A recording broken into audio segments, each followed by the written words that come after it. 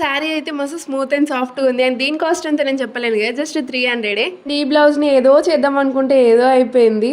ఇప్పుడు ట్రెండింగ్లోనే designer sleeves పెడదాం అనేసి అనుకున్నా, కాకపోతే దానికోసం 1 మీటర్ క్లాత్ కావాలి. ఈ శారీలో వచ్చిన క్లాత్ అయితే జస్ట్ 80 ఆర్ 90 సెంటీమీటర్స్ వచ్చింది అంతే. ఎలాగోలాగా సెట్ చేసి కుట్టేసిన. మళ్ళీ అక్క కటింగ్ స్టిచ్చింగ్ వీడియోస్ పెట్టండి అని అడగకండి, ఎందుకంటే నేను తీయలేదు. అండ్ ఈ బ్లౌజ్ని అయితే ఇట్లా నేను ఫ్రంట్ ఎల్ షేప్ పెట్టిన. L shape or sweetheart neck ఏదో అంటారు. హ్యాండ్స్ని అయితే ఏదో అనుకొని లాస్ట్కి ఇట్లా వేసేసిన 2 లేయర్స్లా వేసి. అండ్ ఆ లేస్ ఉంటుంది కదా మన డోరీ లేస్, దాన్ని అయితే నేను హ్యాండ్స్కి ఇట్లా చిన్న బార్డర్లా వేసేసిన. మంచిగా ఉంది నీట్గా.